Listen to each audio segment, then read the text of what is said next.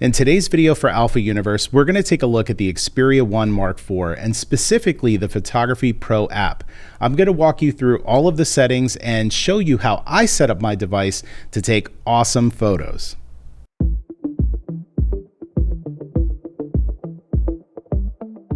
All right, welcome back everyone. My name is Miguel Quiles. I'm a Sony artisan of imagery, and today I'm very fortunate. I've got the new Xperia 1 Mark IV here in the studio, and I'm going to walk you through exactly how I set this thing up to take some really great photos. So without further ado, let's get into it.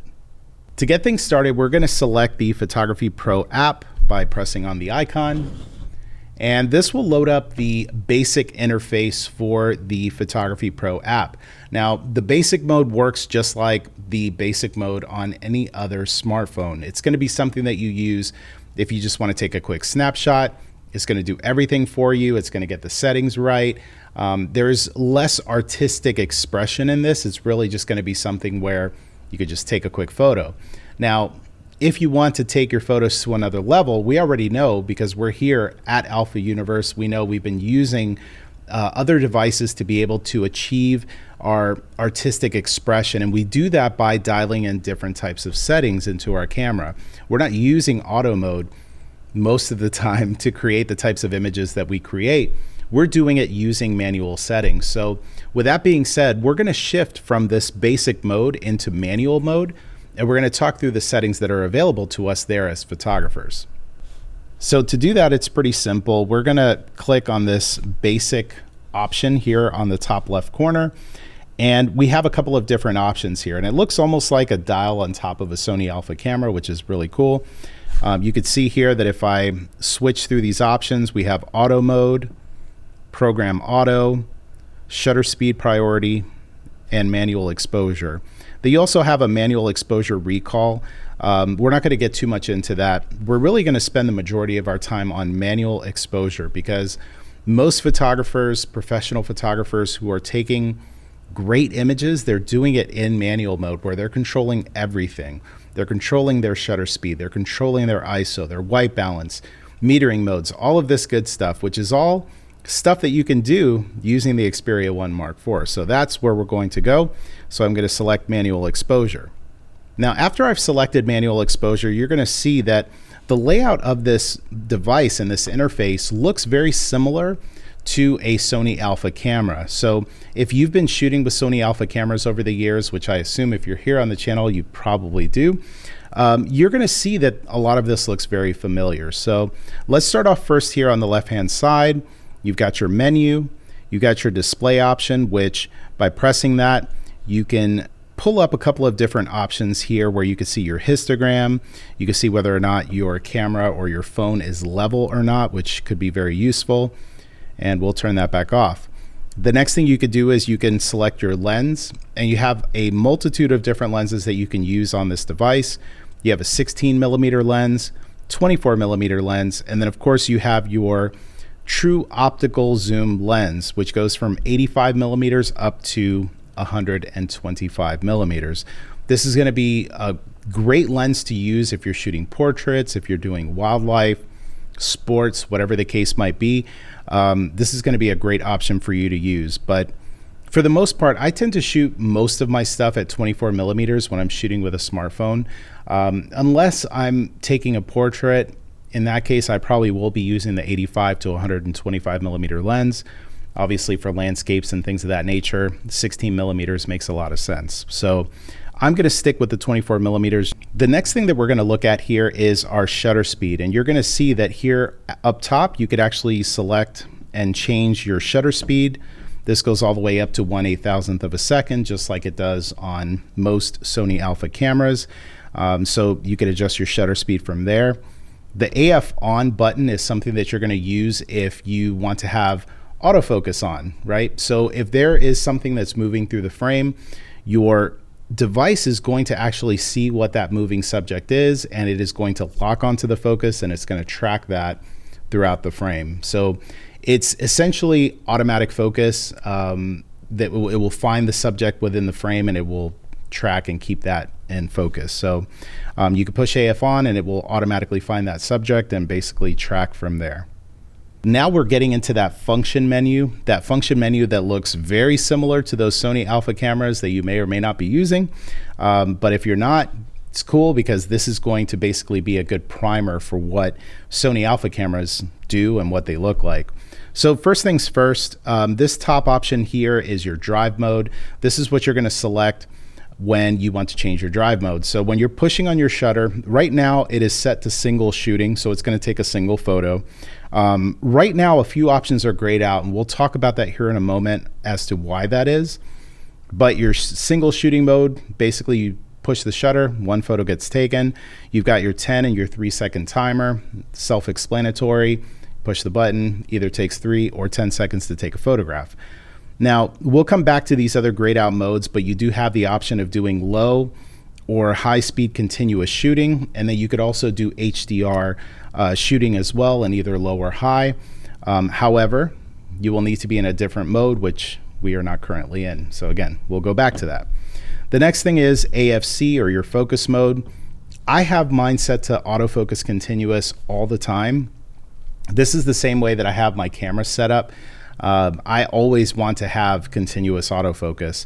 Now, there are certain situations, if you're shooting portraits and things of that nature, where the person's not really moving very much, you can get away with doing single shot autofocus, and that's perfectly fine. Or you could use manual focus. If you're in a shooting situation where maybe the autofocus might be having a hard time keeping the specific thing that you're trying to focus on in focus, then by all means, shoot it manually. Or if you're in low light situations, things like that, manual focus mode might be the way to go, and you simply just select it and you're ready to go. The next thing that we're going to look at here is our focus area. Now I have mine pretty much always set to wide area focus because I want to be able to kind of evaluate the entire scene, and these cameras do a really great job of finding the subject. Say for example, if you're shooting a portrait, it's going to find the subject in the portrait, whether they're in the middle of the frame, to the left, to the right, doesn't really matter. If I have wide area focus set up, it's going to find them. So that's perfectly fine. Center autofocus is something that a lot of people have been used to using for a long time.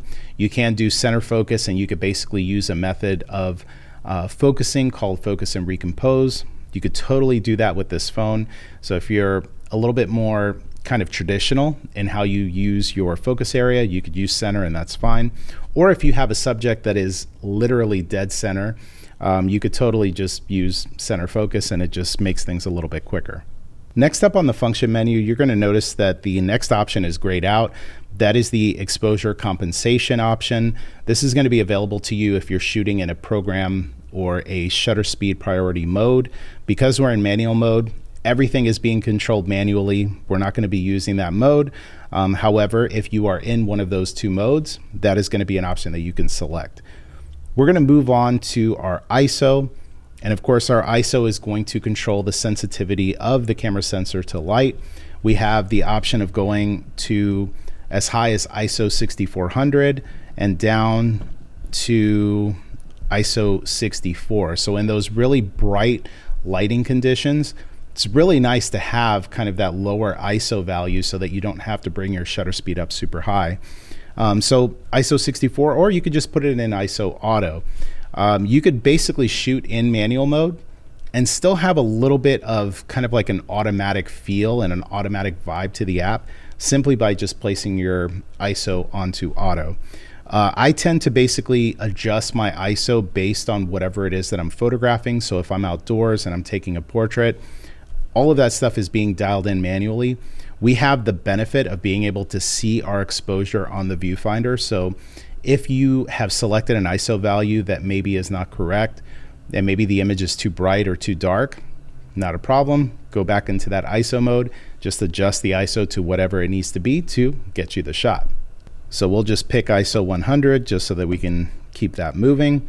And the next option that we have is our metering mode. And this is going to be how our camera decides whether or not our frame is properly exposed or not. And of course you have multi-metering, which basically will look at the majority of the frame and it will try to create a 18% gray and give you like an even nice exposure across the entire frame. You could also expose using center meter or spot metering. And so these different modes are, again, just like they would be on a professional camera. And you could choose to basically dial in your exposure based on a variety of different metering modes. I tend to keep mine on multi, probably 90% of the time. The only other time that I will ever change it is maybe to spot metering. And it works really well if you're shooting portraits, where if you want to preserve or if you want to make sure that the exposure is correct on the person's skin, that you could basically use spot meter, put the spot meter on the person's skin, and it will give you the correct exposure for your subject based on their skin tone, which is very helpful. But again, 90% of the time you could use multimetering and it works perfectly fine. We'll back out of that, and now we're on that second line of that function menu.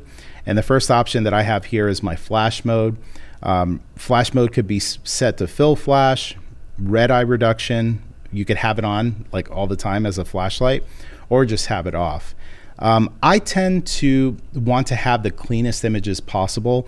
So for me, I actually don't use the flash mode that is built into the Xperia 1 Mark IV.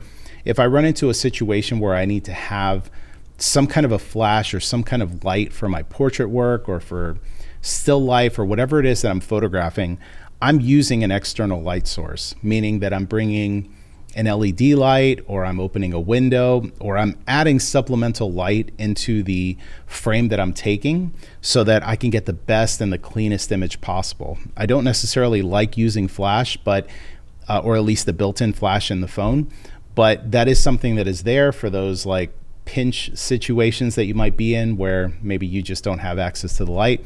It does a perfectly fine job, but I'm going to leave that set to off.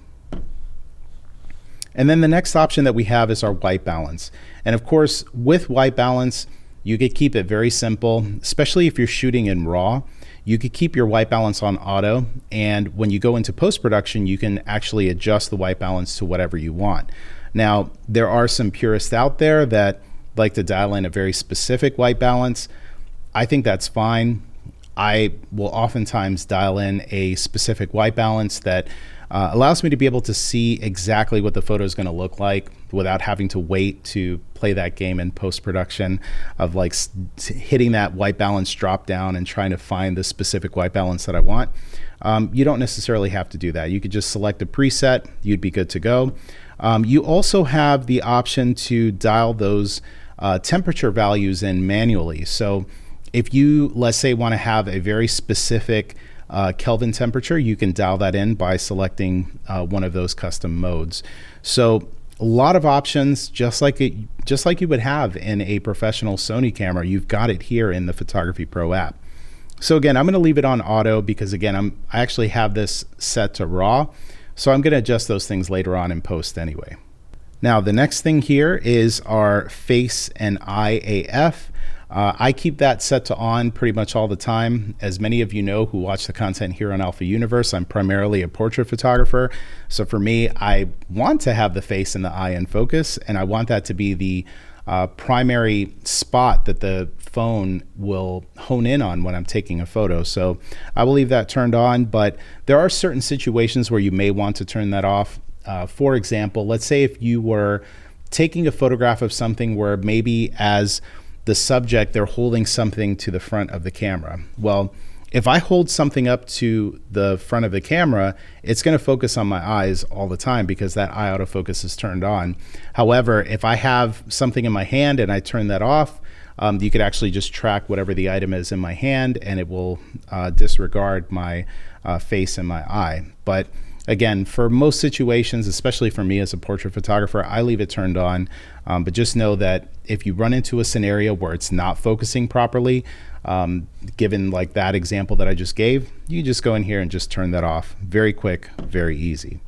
Now the next thing here on our menu is our file format. Now you're going to notice that it's currently set to RAW plus JPEG. And what this means is that every time I take a photograph, it's essentially going to give me the RAW photo and it's going to give me a JPEG photo. Now you might be wondering, why do you have it set to RAW plus JPEG?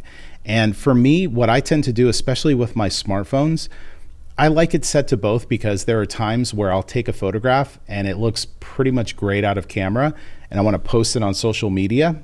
the JPEG is going to look better than the RAW because the JPEG has already been processed. Your contrast, your color saturation, a lot of things are already kind of baked into that JPEG file. As to where the RAW file, I'm going to need to basically put it into a program and start to manipulate the exposure, the contrast, the whites, the blacks, the sharpness, all that kind of stuff. So I like to have the option of having that JPEG file alongside of that RAW file every time that I take a photo. Oftentimes too, what I also notice is there will be times where I'll take a portrait and the JPEG looks phenomenal. And then I'll look at the RAW file and the RAW file is like, it doesn't look as good. And so having that JPEG file as a reference when I actually get into post-production and I start to retouch the photos, that is like amazing. That's super clutch. It's very helpful. So I tend to shoot both. Now, with that being said, that is going to take up more space. So obviously, that's going to be something you want to keep in mind. You are going to fill up the storage on your phone unless you're using the micro SD card, which you could totally do. So this is something that you want to keep in mind. Now, you could just shoot just straight up in RAW, or you could just shoot in JPEG. Now, this is something that's very important. We'll go back here to RAW and JPEG, and if you remember, we started off first in this drive mode menu, and you notice how everything was grayed out. And the reason for that is that these options, you're going to see it says cannot change. You basically have to be in JPEG mode in order to use HDR and to use continuous shooting. So if you want to have access to those options, I'm not going to have the RAW plus JPEG as something available to me. I'll just have to select JPEG. And now when I go into that drive mode, everything is available to me. So just keep that in mind. If you're shooting something that's going to require you to either use that HDR continuous or to just use continuous mode in general, you are going to need to make sure that you're set to JPEG only. So I'm going to go back to that RAW and JPEG because again, that's the way that I like to shoot, not just on my Xperia 1 Mark IV, but also on my professional Sony cameras as well. So with that being said, let's keep it moving here. The next option that we're going to see is the aspect ratio. And you're going to see you could choose from 4:3, 16:9, 1:1, or 3:2. I always set mine to 4:3 because that's going to give me the full resolution that is available to me on this device. Not only that, but you could adjust your aspect ratio in post-production if you're using Lightroom or using Capture One, Photoshop, Camera Raw, whatever the case might be. You could adjust that aspect ratio later. It doesn't make much sense to me, and maybe you have a different opinion. Let me know in the comments, but I would rather set that in post and just have the maximum amount of detail and resolution that the camera is able to provide. So I leave it set to 4:3, but again, if you are, let's say, maybe delivering photos in a certain format and you just want to cut that out of your process, by all means, choose the aspect ratio that works best for your given scenario. The next thing here is our DRO, or our Dynamic Range Optimizer. And Dynamic Range Optimizer, currently I have it set to auto. You could also have that set to not be on. I tend to not use DRO because I'm shooting these things in RAW. I'm shooting all my photos in RAW. Most of my photographs that actually go out into the public have been run through some sort of post-processing, whether it be, again, Lightroom, Capture One, Luminar, Photoshop, Exposure, whatever program. So I basically adjust my dynamic range and I do everything to the photo myself in post-production. It's one of those kind of, how can we put it, like the creative sauce, you know, it's like the creative process that photographers go through. It's nice that the Xperia 1 Mark IV has this as an option because, again, Sony cameras have this as an option as well. This is not going to be something that I personally use, so I have it turned off. But again, for your scenario, might be different. Now that we've taken a look at the features that are available to us here on Photography Pro, we're going to dig a little bit deeper and we're going to go into the menu to see the things that we're able to adjust on there. So we'll start off here by pressing Menu. You're going to see that the options that are available here in the menu, again, look kind of similar to the options that are available on some of the more recent Sony Alpha cameras.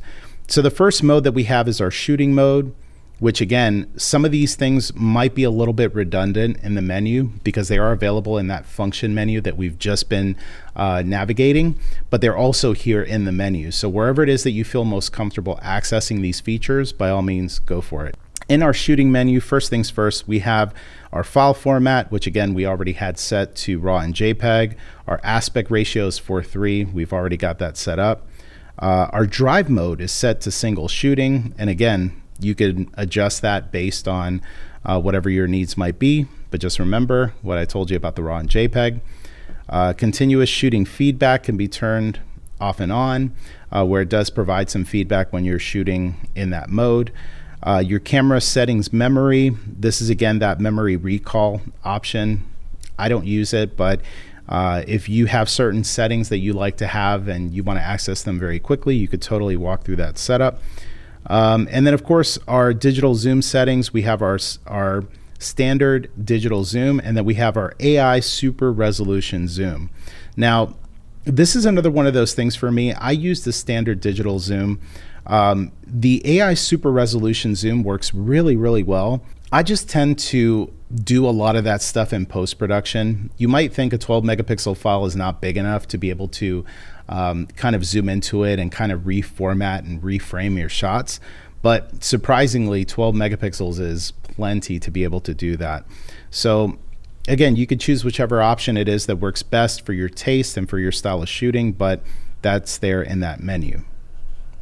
With that said, now we've gone through the shooting menu, we're going to go into our exposure and color menu. And of course, we have our metering mode, we've got our flash mode, our dynamic range optimizer, which we talked about. And then we have another option here, which is our soft skin effect. And essentially this gives, exactly like it says, if you're taking portraits of people, it's going to give that person kind of a soft skin effect to their photo. I tend to have that turned off. I like to do any kind of skin work or anything like that in post-production, just like I've been saying throughout the video.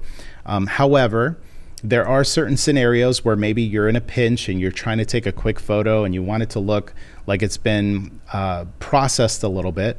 And so you could totally leave that on and use that soft skin filter to essentially smooth out the person's skin and make it look a little bit like it's been retouched. I like to retouch all my photos professionally, but again, it's kind of cool to see that you have that option in a smartphone like this. So I'm going to leave that turned off. And then now we're going to go to the AF, MF, or the focus menu.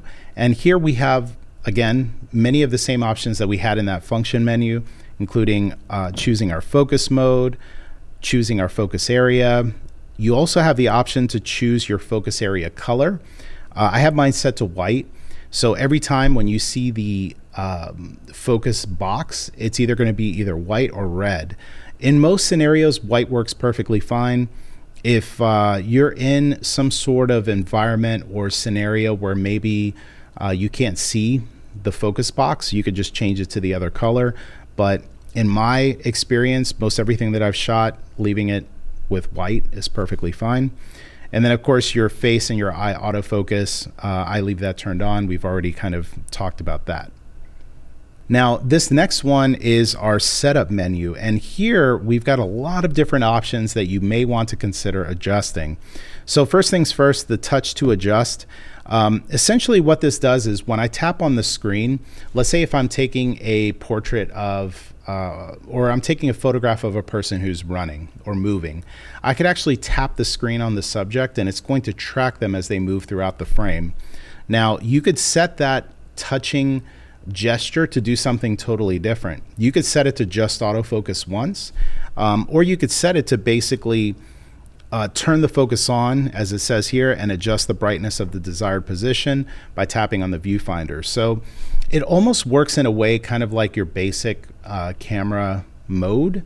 I tend to leave mine set to object tracking because most of the time when I'm taking a photo, let's say if it's a fashion photograph or it's a portrait where somebody is moving and they're coming towards the camera, I want the focus to hold on to that subject, and as they're moving throughout the frame, whether it's towards me, away from me, across the frame, I want to be able to track that motion. So tapping the screen, you're going to be able to do that. Very, very simple.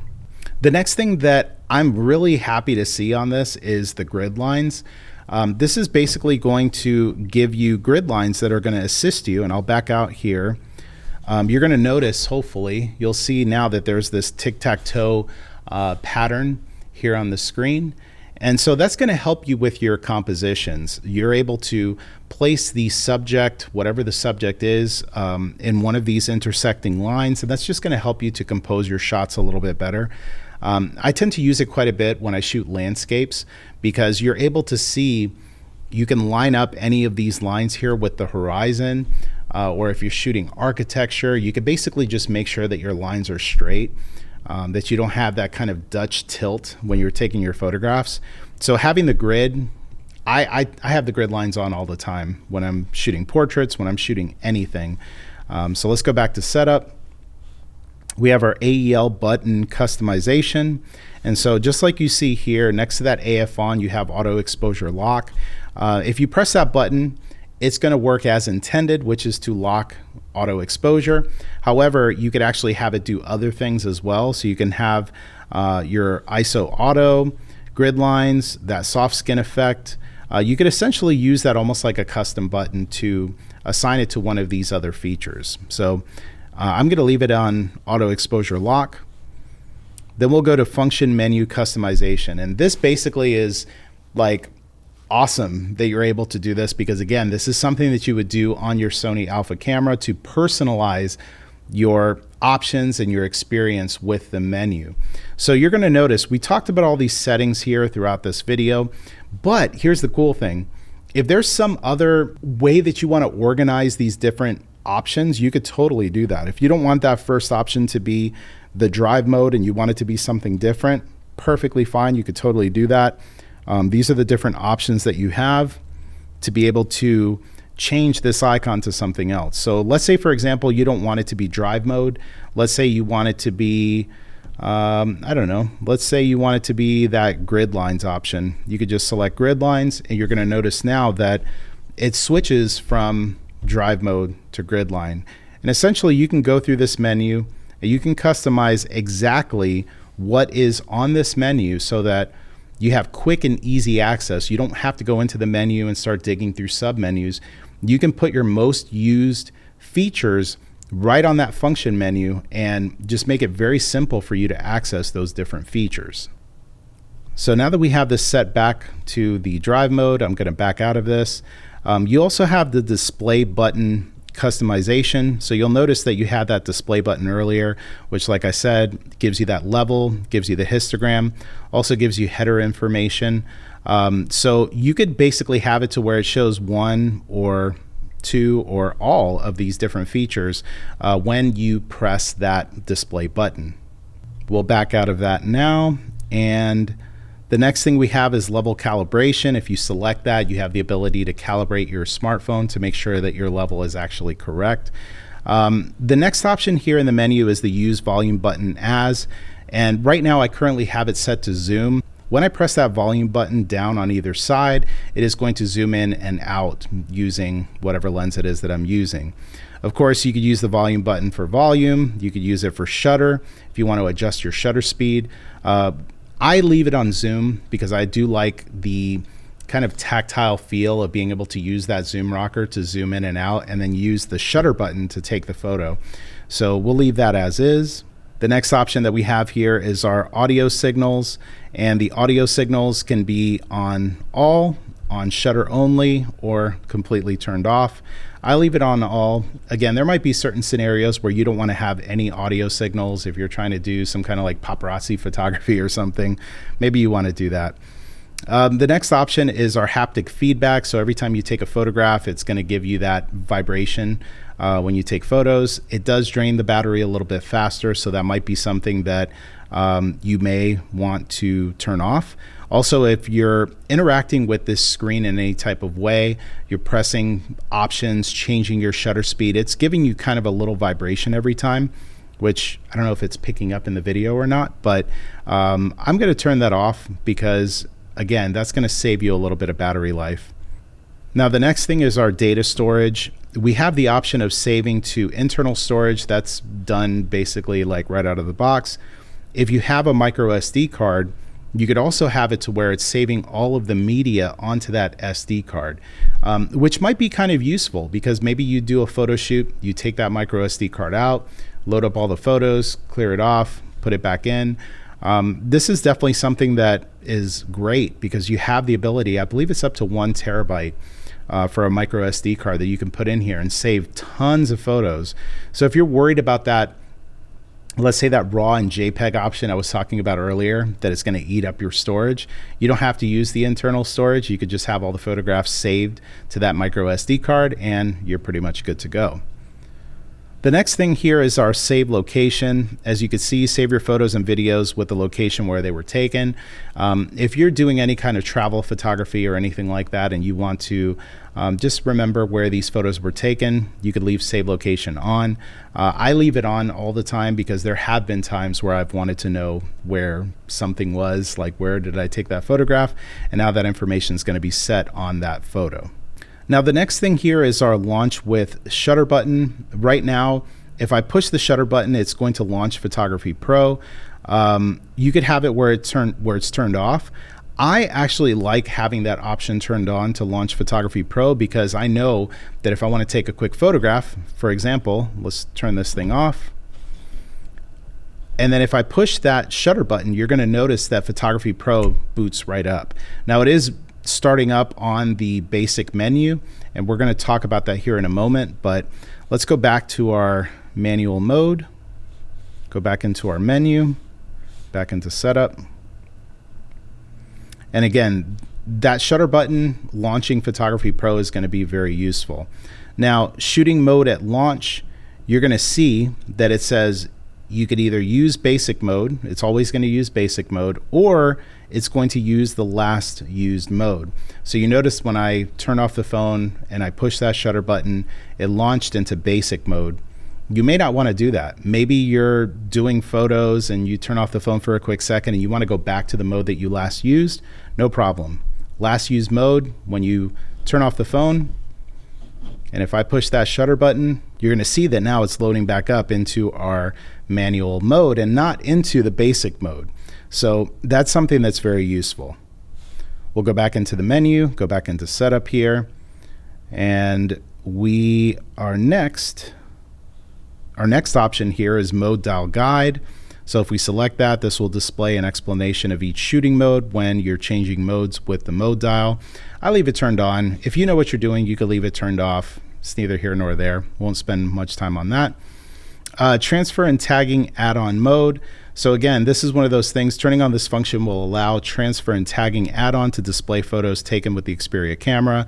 The photos will be saved in the internal storage.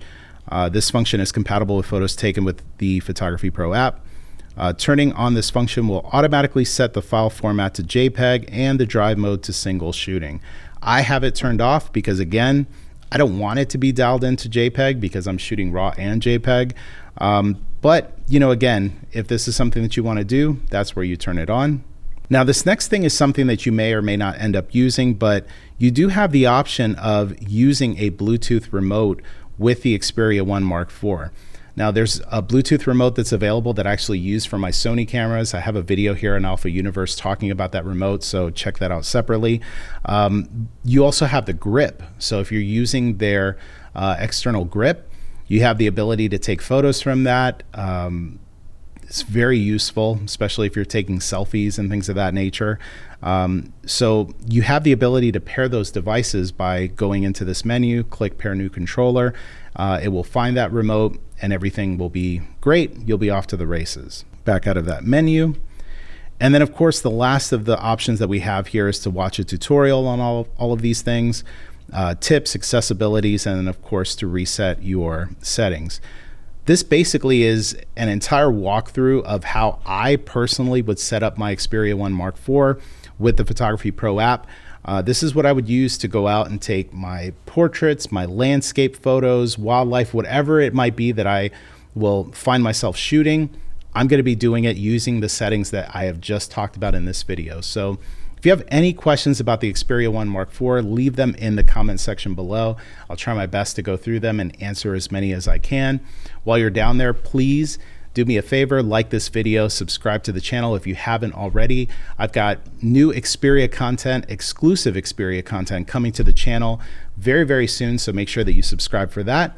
And if you want to learn more about the Xperia 1 Mark IV, be sure to check out the video that you see here on the screen. Lots of great information, and I'll see you there.